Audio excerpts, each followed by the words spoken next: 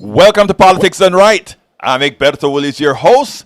Folks, good morning, good morning, good morning. How is your day going? How has your day started? You know what? It's gonna be whatever you make it to be. And I know that sounds like a cliche, but some cliches are real. Some cliches are right. And this cliche is exactly that. Hermanos y hermanas. How is everybody doing? Good morning to the control room. Howard Reynolds and Jack Van Beber. How are my folks doing out there? Well, a sunny good morning to you. Hope everything is well. Did you survive the storm last night? I survived the storm, and I don't think in my area we got those 100-mile-an-hour straight winds, but I heard that there was a gust at the Intercontinental Airport where they actually got 100 miles an hour. I mean, we are seeing things that I don't know we've seen many times before, Howard. I think people are going to start realizing that this climate thing, something about this climate thing just may be real. Yeah, but the deal is when we turn into post-toasties, we're not going to be able to talk because we'll be fried. Oh my God! You know it's so bad. You have to kind of give it some levity here, man. Anyway, we got to give it some levity. What can I say? But as Dr. Jacques Van Beber, what's the word of the morning, sir? Okay, I got a little affirmation here sent to me by my friends in recovery, and it says, "But whoever has the world's goods and sees his brother in need and shuts up his heart from him, how does the love of God abide in him?" You know, this is from recovery. Well, that's from the Bible too. Yeah, it's John the Apostle wrote it. You know, but that rings true today, you know, with the way we keep people from having things. That's where I'm at. You know, there's a lot of, you guys, everybody who listens to my show know that I'm a humanist, but I am not anti-religious. I'm anti-religiosity, two different things. And the thing about it is the good book has a lot of stuff that just breaks down is treat everybody else you come in contact with the way you would like to be treated. And care about folks the way you would like others to care about you. And you know what? If you can attempt to live your life that way, things turn out a lot better. And thank you for that. Those words, Senor Van Beber. I think it is something that we should all start our day with. We can all try. The next time you're about to shout at somebody, think about if you would want somebody shouting at you. The next time you're going to give somebody the finger, think about whether you'd like to do that or would like that done to you. Anyhow, title of the show today, because of much of what happened yesterday, a new Supreme Court. Alito's corrupt too. Big Pharma is suing Biden yesterday.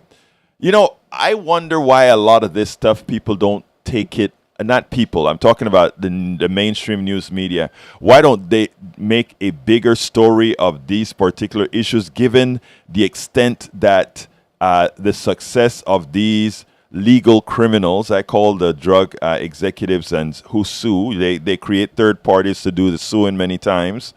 I call them legal criminals. In other words, we've legalized criminality, right? And then the billionaire submersible. Senator Ed Markey submits a bill to revamp the Supreme Court of the United States. And that entails, well, we're going to talk about that a little later. Justice Alito's was exposed.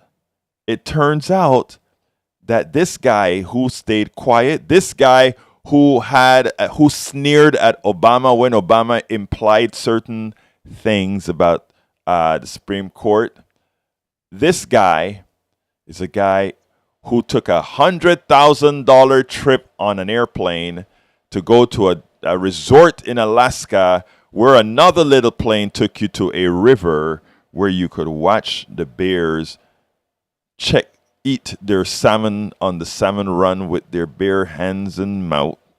Wow. Or paws and mouth. And had $1,000 bottle wines. And then had over 10 cases. Sat in on 10 cases. Wow. And, there's when ProPublica reported this, he got pissed. And he got so pissed that ProPublica gave him the option, right? I want to show you the kind of folks we're talking about here. ProPublica gave this guy the option to make his comment about the story.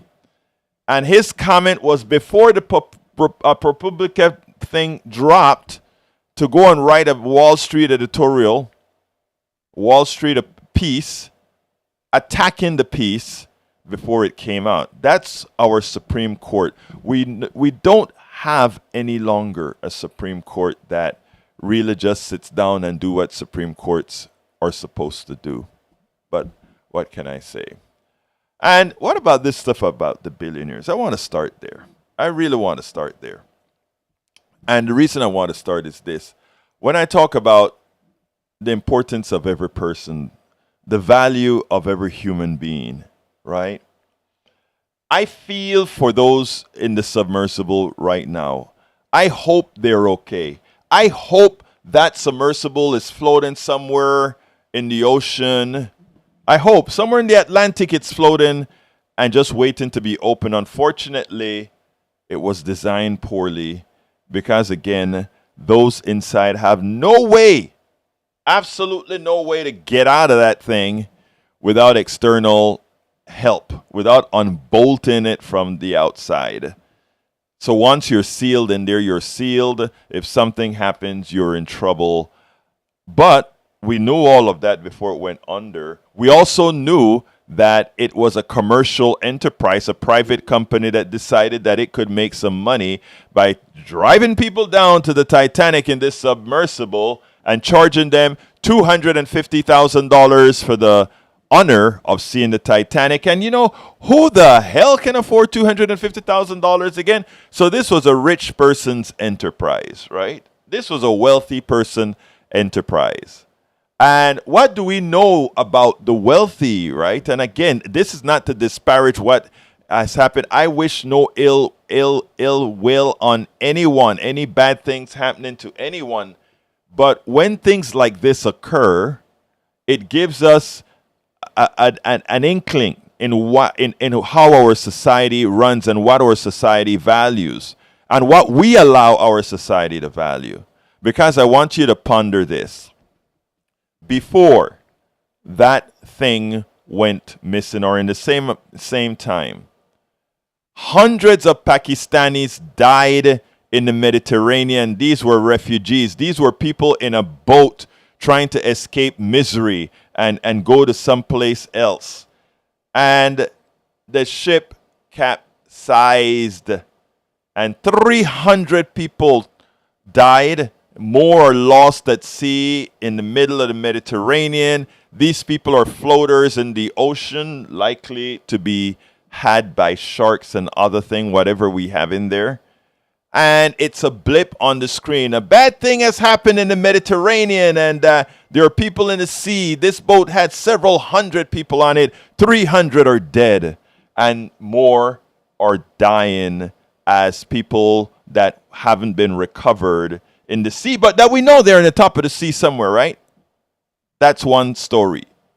The other story is a rich billionaire. Well, a billionaire is that's an oxymoron. A billionaire is now locked in a submersible that he voluntarily chose to go visit the Titanic on a vacation, a few hour vacation to see something the vast majority of humanity will not be able to see. It's a nice, cute thing, and you can afford it. A private company told this guy, sign away your life. In other words, let it be known that you could go down there and die. Let it be known that you could come back up injured. Let it be known that we're going to take you on this adventure, this pleasure trip. And if something happens to you, this private company says, if something happens to you, we are not responsible. You can't sue us, anything, because you could die on this trip, okay? And you said, no problem, I'll go down there. Now, you're lost. You cannot be found. Something did happen. Now, something did happen. And by the way, there were a lot of mishaps that happened before that we never knew with this particular thing. This stuff was unregulated, etc., etc., etc., etc. A lot of things happen. And then it cannot be found. And the rest of the world goes into a panic. And they send millions of dollars of equipment and hundreds of people, C-130s flying, searching to see if that one submersible shows up. Millions of dollars used to find this one or these 5 people. Look, like I said, yesterday I brought this up on my 3 o'clock show, and two of the people listening said, it's not the time to talk about that. And I responded that our attention span is so many times so short that if we don't bring these systemic problems up during the instantiation of this systemic problem, when these things are actually occurring, we forget about it. We just forget about it and not see that we have to make these changes early on in the way we do things. So here we have the C-130s and several planes in the sky from Canada, France, the United States of America. Boats are there. They've shipped heavy equipment onto Newfoundland so that they can get it out to sea to find these folks. And, it is like, yeah, we have to find these people. But where is that interest in those refugees in the middle of the Mediterranean? Where is that assistance? Where is putting that kind of money into the rest of humanity? Where is it? Is that asking too much that we care about our fellow man who, again, this rich person did it by choice. This rich person said, hey, I want an adventure. These Pakistanis and many folks coming also off of Libya and all these, they're coming, for them, moving from where they're at is existential. It is their life. I bring this story up because I think we need to get our priorities right. Yesterday I did a little TikTok on it, and what I'm going to do is I'm going to just play the TikTok that I did yesterday that I hope got some sort of coverage, because, again, I was upset when I saw the amount of resources used for that one entity. This is what I went out and, I just made a little TikTok video. Check it out. Millions of dollars and hundreds of people are searching for a billionaire who paid north of $250,000 to Ocean Gate, a private company operating an experimental submersible for profit.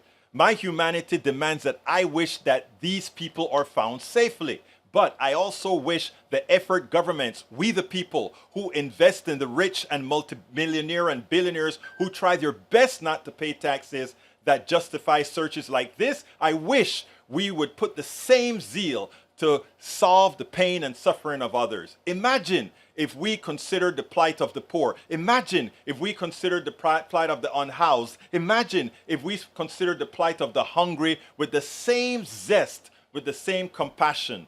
We must do better. Check out more like this at Politics Done Yes, we must do better. Again, these are the same people who want to who want to cut their taxes, who don't want to participate in the commons, who don't see the reality that government is there for exactly these reasons. Now, let me just say this, right? I don't want the government to not do what it's doing for this submersible. I want my government, the governments of the world, doing exactly what it is doing for those people who are lost, those 5 people in that submersible. But I want our government collectively also helping those Pakistanis who are drowning in the Mediterranean. I want them to help those refugees who are escaping from lands that many a times we are partially responsible for the misery that they are living through. That's for another day, though, another subject as to why a lot of the migration that's occurring today is because of policies executed by the West. It's not just happening in a vacuum, but that's for another day. But I wanted to start again with this subject because, again, folks, as Van Beber stated earlier, with the piece that he brought, which brought me into talking about the simple proverb, I don't know if it's a proverb, you know what it is, that says, can we just treat others the way we would like to be treated and not make it be a function of our wealth? Our worth should not be a function of our wealth. But what the incident in the Mediterranean this week and the incident in the Atlantic with that sub this week shows is that currently our worth or wealth determines how others think about our worth. And that is something we should change. All right. Before I jump to the next subject, any thoughts, Howard? Any thoughts, Van Weber? I think we're good on this side. All right, good. Shoot back. I got. No, he's got something going on. What is it? Okay. All right, let's move on. Let's not hijack his show. All right. Anyhow, second topic. It has to do with Big Pharma, and it irks me that this doesn't get more play. The title of this particular piece that I drug out of Common Dreams last night was "No surprise, Big Pharma sues Biden over effort to lower drug prices for Americans." And if you notice, remember last week I spoke about Merck and Merck suing the government. Well, that was not enough. That wasn't enough. They want to cripple the ability of your government, our government. They want to cripple it before it gets started because they are scared about that stone rolling down the hill, that little snowball rolling down the hill and becoming pretty big, right? So it's no surprise that Big Pharma sues Vodem. Here it goes. It says, aiming to protect wealthy pharmaceutical companies from any reduction in their tens of billions of dollars in annual profits or lavish CEO compensation packages, the industry's biggest lobbying group on Wednesday announced a lawsuit against the Biden administration over its policy allowing Medicare to negotiate lower drug prices for consumers. Part of the Inflation Reduction Act that was passed last year, the Medicare negotiation provision has been a key demand of progressives, including Senator Bernie Sanders, for several years, as the United States pays more per person for prescribed drugs than any other country, and nearly a third of Americans said in one survey last year that they have avoided taking medications due to costs. So if folks are taking medication, not taking their medication due to cost, that means that a certain percentage of those folks will get sicker, and yet another percentage of those will die. So therefore, I think there's a direct correlation between the pharmaceutical companies and unnecessary illness and unnecessary deaths. Before I proceed with the article, ask yourself a question. They are suing the United States government for wanting to negotiate prices for drugs. Maybe it is time for us to have a class action lawsuit against the drug industry, against pharmaceutical companies, under the premise that they are effecting the illnesses and murder of our citizens by their policies. You know, I am in several organizations, other organizations, and, you know, every so often these organizations get sued, right? These benevolent organizations, these nonprofit, people have disagreements and they decide to sue each other or whatever. And I always say, for the one who knows that they are in the right, you know, it is time to be aggressive. And aggressive means immediately counter suing when you have things like this. I think we could create good grounds for suing a company who has developed products based on money you, the taxpayer, has paid to universities and the NIH and other departments to develop these drugs. And after these drugs are developed, these companies try to charge you again exorbitant amounts to use these drugs. And because we, the people who've already paid for these drugs, can't afford it, we get sick, some of us die.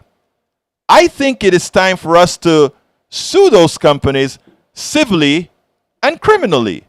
I mean, if we know death could occur, we could probably find a good lawyer who could say that is premeditated murder. Wishful thinking on my part, but you know what? Aggressive thinking, it's what we are going to need if we are going to bring some benevolency back into this society. But we can take that another time. Back to the article, although a Congressional Budget Office analysis found last year that allowing Medicare to negotiate lower drug prices would save the U.S. nearly $290 billion in new revenue and savings over a decade, the Pharmaceutical Research and Manufacturers of America on Wednesday became the latest pro-industry group to sue over the provision, arguing the law is unconstitutional. Wow. It's unconstitutional. I want people to understand what this is saying here. They are saying it is unconstitutional for our government, we the people. It's unconstitutional, they're claiming, to negotiate for better prices for all of us who are paying the bill for these drugs, but not only that are paying the bill, that wants to pay the bill to get these drugs, but also paid the bill to develop these drugs. They're suing us. I mean, you know, I know a lot of you have heard the frog story. The frog story is that if you put a frog in water and you put some heat into that water, and you gradually heat that water, as that water is heated, because the change in temperature over time is so small, by the time that water starts to boil, that frog is so used to it that it dies being boiled, because again the delta change was so little that it was imperceptible. Is that a true story, or is that truly how it works? Look, when I get into the shower and as I progressively get the water, eventually it reaches a point that you want it. But again, you get the gist. The gist is that these guys have been doing delta wrongs for so long. In other words, I get a little bit worse every year. We push it to the limit every time, a little bit more, a little bit more. So much so that when we are at a maximal level of evil, like these drug companies are right now, when you reach that maximal level of evil, to you it doesn't even seem all that evil. That you are suing a government trying to make drugs affordable to people so that they don't die. Ultimately, that's what it is.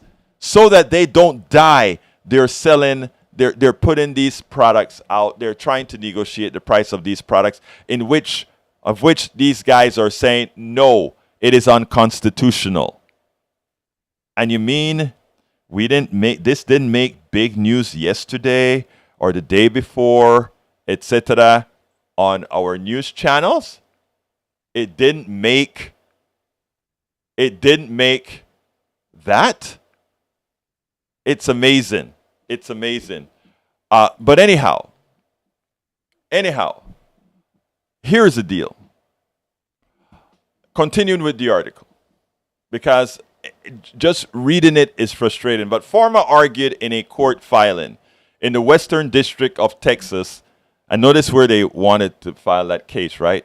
In the Western District of Texas, that the provision violates the constitutional requirement for checks and balances by placing too much authority in the hands of the U.S. Department of Health and Human Services, the due process clause by denying drug companies input regarding pricing, and the Eighth Amendment ban on excessive fines due to the excise tax big pharma companies will be required to pay if they refuse to negotiate.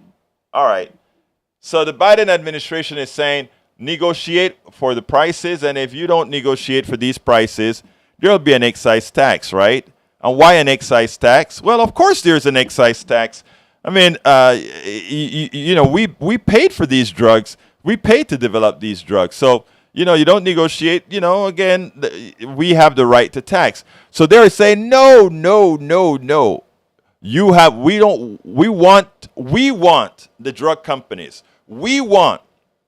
While you're negotiating prices, we want to have input in what those pricing conditions are going to be.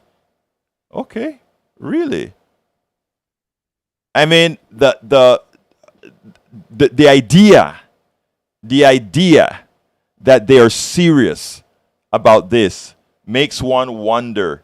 Again, like I said, the frog metaphor.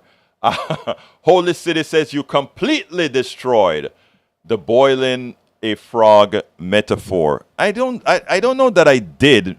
Maybe my words didn't come out as clean as they should, but the idea is a delta temperature is what makes the frog boil. I mean, stay in there to the boiling point, my friend. So I think that is accurate. All right. The Senate Finance Committee Chairman Ron Wyden said it was no surprise that pharmaceutical companies want to stop the Medicare from saving millions of senior citizens out-of-pocket costs, and warned that they'll likely be successful if a Republican candidate wins the presidency in 2024. I expect the Biden administration to vigorously defend Medicare's bargaining power so seniors will see the lower drug prices they expect, said Wyden. This legal action underscores how critical it is to have a president in the White House who will fight for lower health costs for Americans. I have deep concerns that a Republican administration would roll out the red carpet for Big Pharma and once again ban Medicare from negotiating lower drug prices. Lower drug prices. Pharma was joined by the National Infusion Center Association and the Global Colon Cancer Association in legal challenge, which follows a lawsuit filed by drug maker Merck, right? Earlier this month, which is the one that we spoke about a few weeks ago or a week ago. The U.S. Chamber of Commerce and Bristol Myers Squibb have also sued over the provision this month, with the latter claiming, as Pharma did Wednesday, that the law is bad for innovation. All right. The law is bad for innovation. I'm glad that they said that, Now the lawyers for the government can really go into where innovation actually comes from. When they say it's bad for innovation, what they're saying, brothers and sisters, is the following. If we are not allowed to charge you exorbitant prices for the drugs that we sell, we will not have innovation because we need all those profits to innovate. It amused me also that a part of that consortium suing the government is the Global Colon Cancer Association. Because anybody who watches TV every single day, whether it be the broadcast or cable news, etc., you know there's this new colon drug, this new colon test on the market. You can go ahead and without a colonoscopy now you can actually determine if you have colon cancer by simply doing this in-home test, right? And every half hour or so, I'm not going to name the drug, I'm not going to name the test or anything here, but every few minutes in between the breaks, you hear this colon advertising come on. Where the hell is all that money to keep advertising a test? If you go to your doctor should tell you, hey, you need this test, you need that test. You don't need for the monies that we are going to pay for these tests and these drugs to be advertised on TV ad nauseum. We don't need to have these advertising over and over again because that is money that's you're paying for. Every single ad that you see on TV for medicine, every single ad on TV that you see for a test, when you hear them say, go ask your doctor about this test, ask your doctor about this medication, those ads cost tens of thousands of dollars to put on ABC, CBS, MSNBC, and all of that. Every time they air, thousands of dollars to air that ad. And to pay for that ad, the expectation is more people are going to use that thing and they're going to charge you that amount of more money for the medicine, etc., as opposed to just letting the doctor know about the medicine and saying the doctor makes the best option for that. But now they want to use it as an excuse. Oh my God, it is going to somehow charge you. It is going to stop innovation if we do that, if we come and try to do that. So I want all of you to realize it's a sham. It is a complete sham. This drug issue, this drug suit that's going on right now, that they are going to sue you, or that they're going to they're suing you. They're suing the government. We, the people, are getting sued by Big Pharma because they want to be able to exploit you. And when they talk about innovation, they need to make all this money so they can create newer drugs. They don't innovate. I repeat, I'm going to throw this back in a minute, but they don't innovate. The innovation comes, the genesis of innovation, the start of innovation in the pharmaceutical field starts at your university and from grants that the NIH, the government institution, give to companies. And the reason why is companies do not take risks. Companies do not take risks. So please, my brothers and my sisters, this is a big story, bigger than the media is talking about, and the media doesn't want to talk about it because they love those Merck commercials, they love those colonoscopy commercials, etc., that you are paying for with those high prices. They spend more money. They spend more money on advertising, executive pay, and shareholder dividends and value than they do on research and development. So that is a lie right within there. And I hope the Biden administration actually calls them out on that with the proof that's out there for all of us to see, that these drug companies spend their money on ads, spend their money on giving high salaries to executives, and spend their money on giving high returns to investors. Please, this is a huge story. Howard. Yes, sir. I want to go back to a point you were talking about, the advertising. Have you been to a doctor's office lately? Unbelievable. how many drug companies are advertising in the doctor's lobby? I mean, notepads they hand out has this drug company on it, and all kinds of little advertisements in there in the doctor's office. And every one of those ads on TV will tell you they list off at least 30 seconds of side effects of this drug and mentioning death twice. So it's like, I don't know about these drugs, man. I don't know. The pharmaceutical companies, they're completely out of control. Now, what's going to control them? I mean, how do we do this? The Federal Trade Commission, that's who really, advertise, who controls advertising and stuff. And are they going to step up and say, wait a minute here, this is out of control. You have to do something about this. So anyway, I think Jack had something to add too. Come on He's in, Jack. sitting here with his notepad. Yeah, Egberto, the common thread that's running through this with the lost submersible versus the refugees in the Mediterranean and the big pharma wanting to sue Biden over wanting to save people money on their prescription drugs is the profit motive. Yes. And the other question I ask, with my little readings, I'm close to recovery, and my question is, are they setting the people up with addictions to profit from their treatment later on? Yes. The first addiction. Go ahead. Let me answer the question that you asked. The answer is yes. If you take a look at those companies who have settled lawsuits with the what is it? The opioids, etc. One of the lawsuits were in fact settled because it could be proven that these guys knew the drug was addictive, and that is a good thing for them. An addicted drug means it will always be in demand. Continue, my brother Van Bibber. Yeah, there's addictions run in different ways. The first addiction we get as children is sugar. And sugar is cancer suspect, pancreatic cancer, and all the sugars and the high fructose corn syrup in the foods.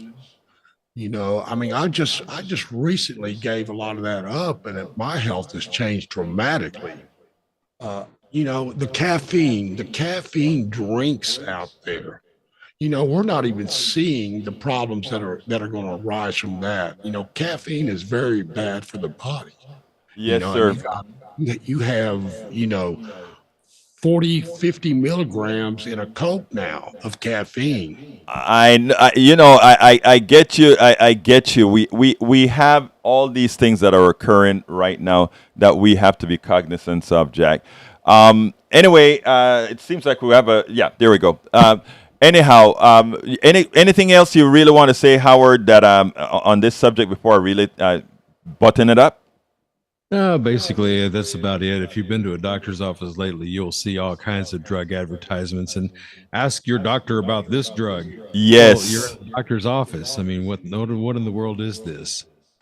It is crazy. But what the thing about, let me tell you what drives me the craziest, Howard, is how many of my good friends, mostly on the conservative side, find some way to justify an industry that is ripping not only me off, you off, and everybody else's, but they themselves are getting ripped off by an industry because they decide to buy the propaganda from this industry that the reason why prices are high is because they need to innovate. And like I said, and I say this categorically, I had this discussion on a man at Daily Coast whose wife has cancer, and I make sure to be delicate with him because he was like, well, my wife is doing well now with the cancer drug, and it's because we have the innovation that it occurs. And it's like, my friend, the cancer drug was developed at a university, and your wife and you are paying a lot more than you need to. Let's not be nice about with these companies that are really causing you harm with a smile.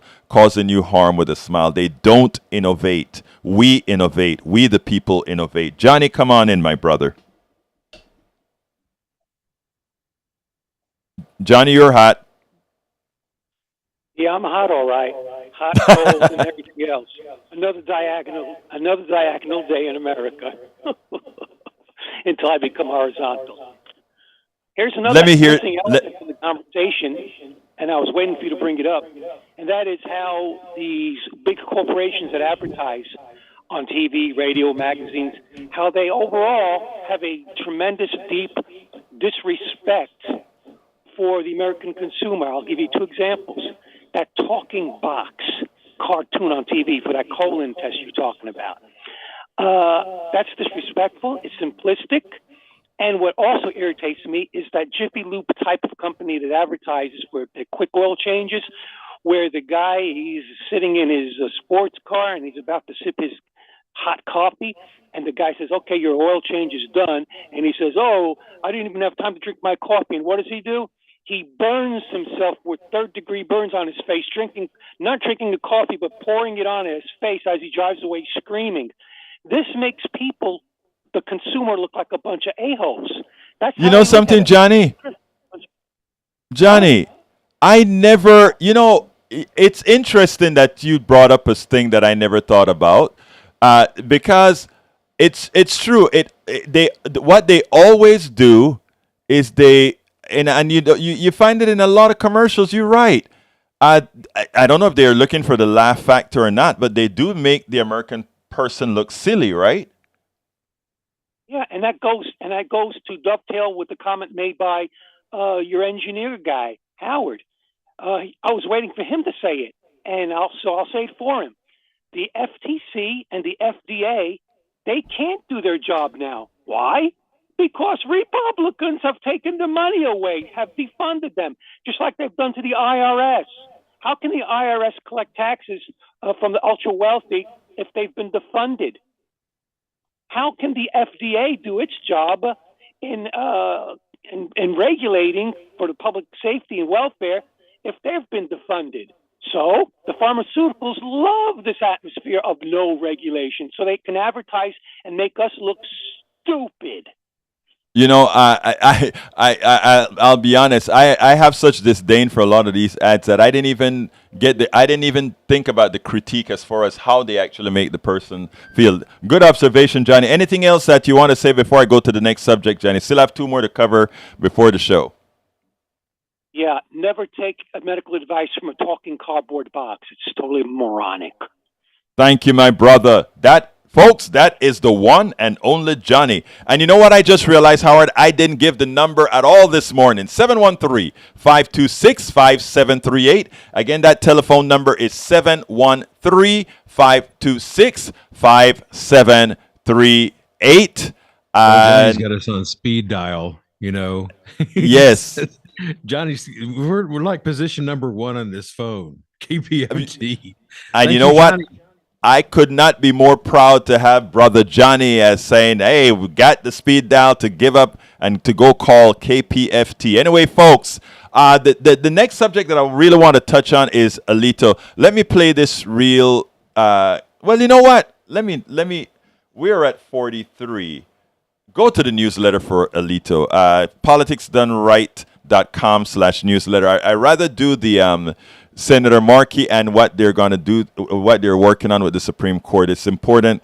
Alito, we know he's a crooked, corrupt judge already. Not only for the results of his cases, but for going out with the billionaires and then having their cases brought to the Supreme Court. Let's go ahead and talk about what we are talking about doing to solve the problem. We're not going to get it done this year, but it's out there so that the critiques can start early on, so that when Democrats get back into power in 2024, they can immediately start working on this. Kill the filibuster and work on this particular issue. Let's go ahead and play that one. Ahora mismo lo voy a tocar. What do we do about the Supreme Court, though? Well, Ed Markey has a solution.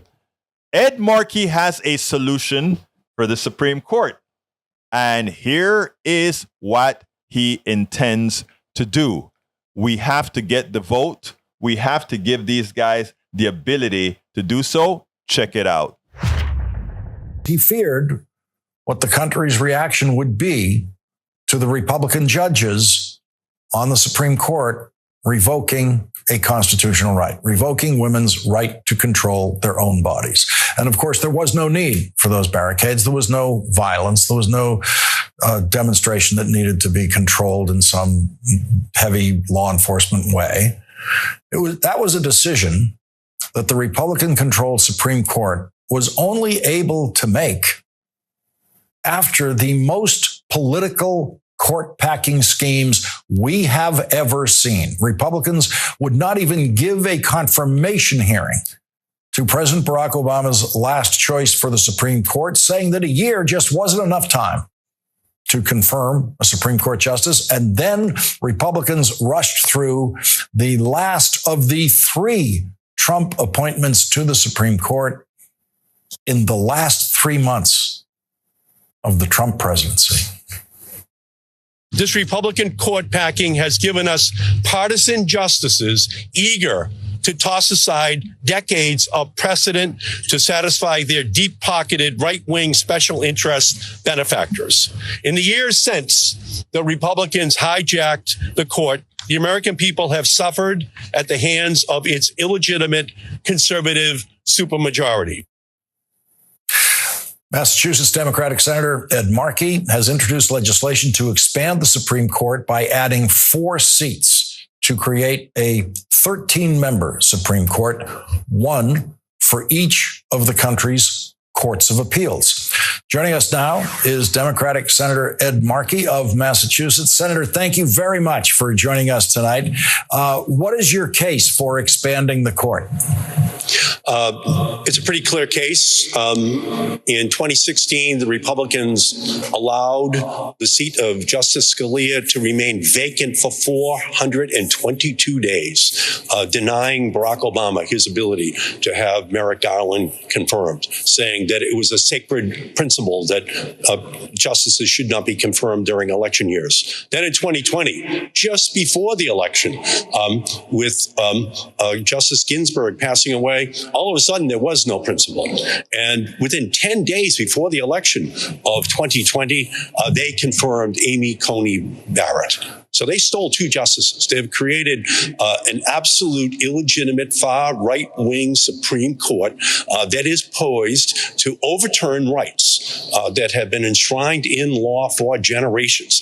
And this is a clear and present danger to our country because this is the hand-picked court of the heritage and other groups that have sought to have this control that will go back 50, 60 and more years in order to take off the books protections that Americans have taken for granted.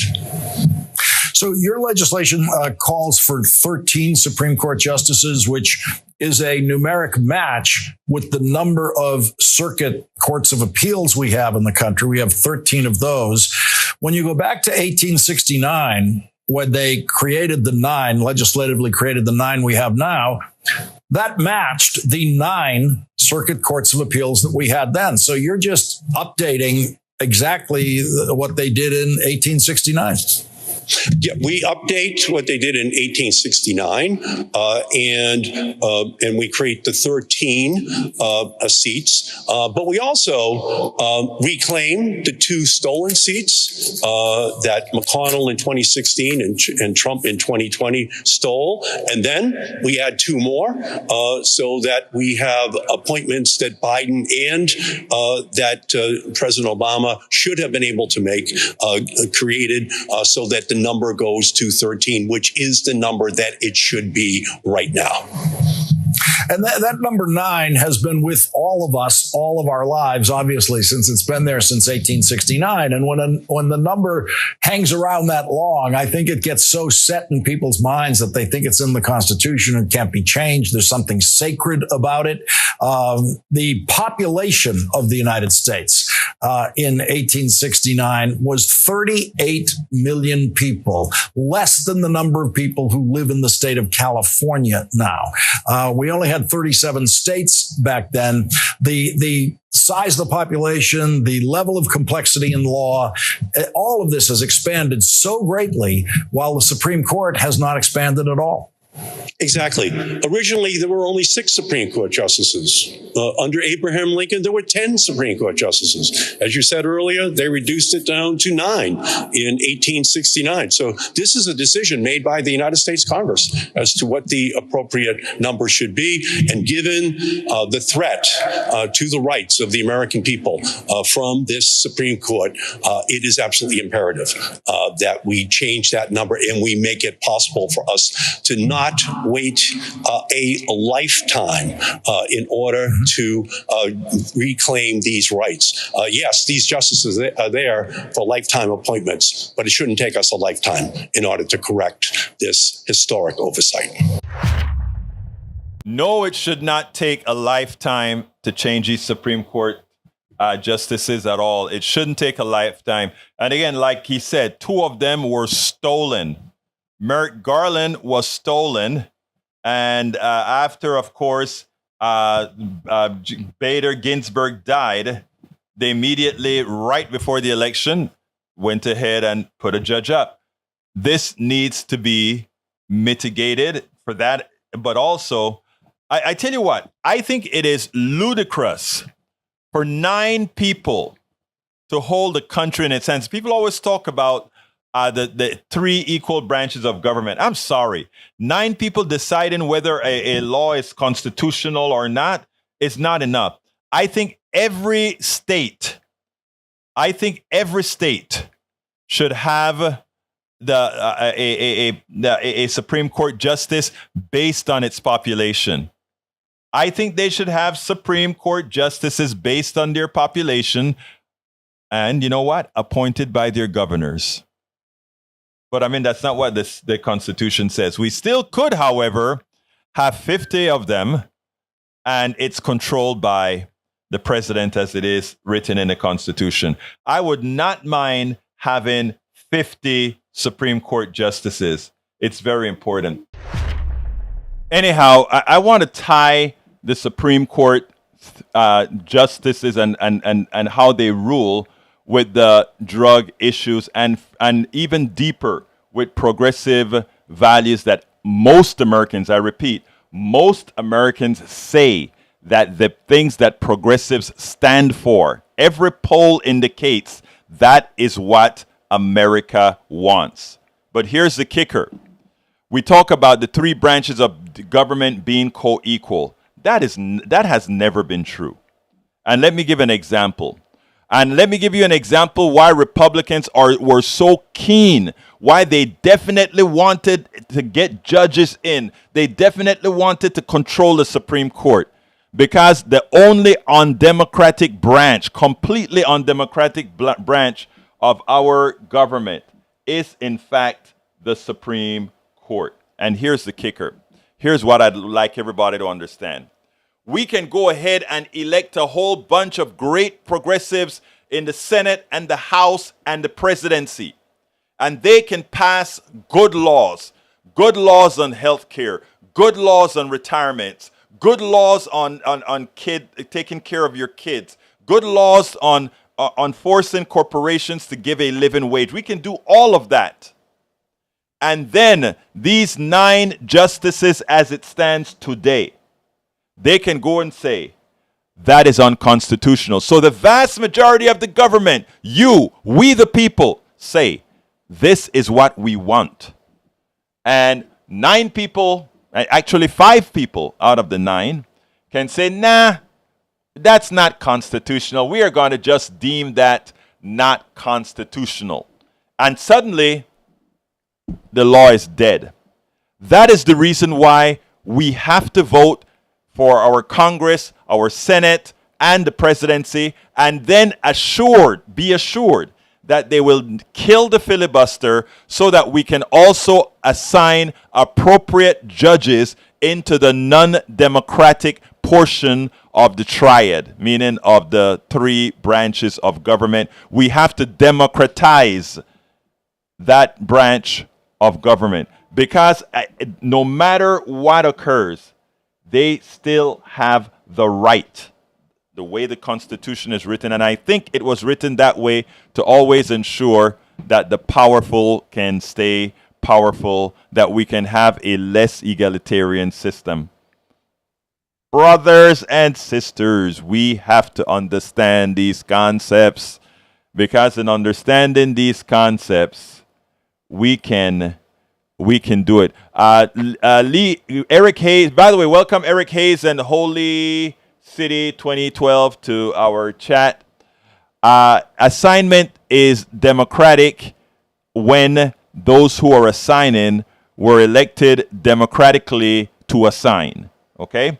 So we are going to elect a president democratically so that he can fix the undemocratic portion of the Constitution in assigning a justice based on what people say that they want. We got 2 minutes here left for the program. We didn't get a lot of calls today because I guess we had a lot to say today. But anyhow, let me, before we close down here, ask Howard to make a little short comment before I get out of here. Oh, Egberto, I'm okay. Once again, people, you got to register yourself to vote. You got to get out and vote. That's my message to the masses this morning. As it is every morning, get out and vote. Vote them out. Vote them in. Take control of your government, because it is your government. Take control of it. Take it away from the corporations. Vote these people out. Vote the good people in. And Jack, go ahead. Yeah, and it's still early. Everybody get your documents together and get registered. Don't let it come up to the last minute and you can't get registered to vote, because this is going to be a very important year, in history. Absolutely. Absolutely. As Jack says, it's going to be a very important year in history. And as Howard says, Howard on that soapbox, repetition works. And we need to hear that over and over and over again. This is our country. You control our country. You vote in our country. My name is Egberto Willis. I want to thank Howard Reynolds and Jack Van Beber every morning in that control room, making sure that we get this message out to you. My name is Egberto Willis. This is Politics Done Right, and you guys know how I end this baby. I am what? Out.